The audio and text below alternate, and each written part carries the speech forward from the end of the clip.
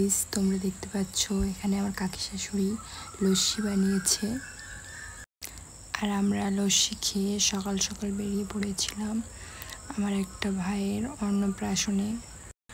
দেখো গাইস আমাদের সুন্দরবনের অবস্থা, ভাটা পড়ে গিয়েছে নদীতে, তাই নৌকোর কর্মচারীরা নৌকো যাত্রীদের নামার জন্য পথটিকে ধুয়ে দিচ্ছিল।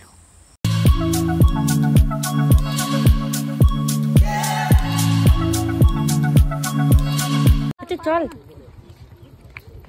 যাবো না, কোলে করে নিয়ে চল।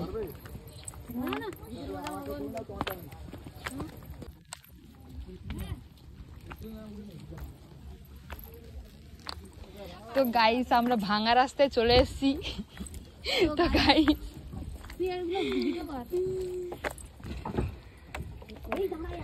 এই এক এক করে ওঠ। আর গাইস এখানটাতে ওঠার সময় যা ভয় করছিল, মনে হচ্ছিল এক্ষুনি নদীতে পড়ে যাব।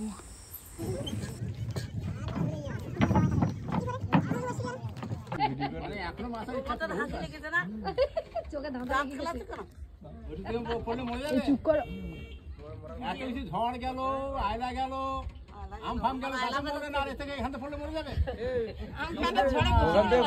মরবে না গো, এক ঘন্টা মরবো না। তুই আমাদের আগে এসছো,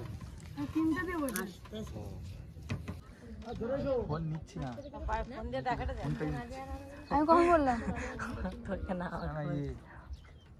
আমি এরকম করে ফোন লুকিয়ে নিচ্ছি, কাজ করছি এরকম করে ফোন লুকিয়ে নিচ্ছি, লেট হয়ে যাবে, খেয়া ছেড়ে দিচ্ছে।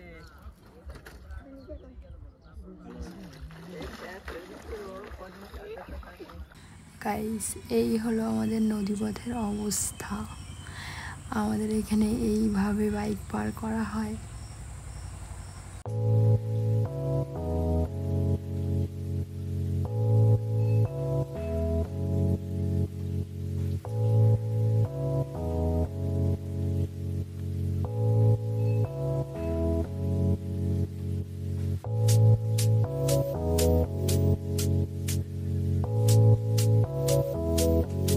আর এখানে ভাইয়ের অন্নপ্রাশন শুরু হয়ে গিয়েছিল।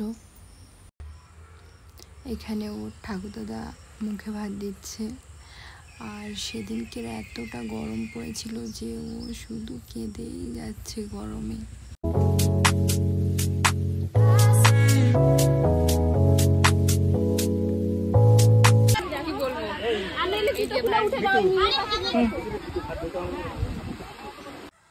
এখানে প্রথমে দিদিভাই খাওয়াতে বসেছিল, তারপরে আমি খাওয়াতে বসেছিলাম।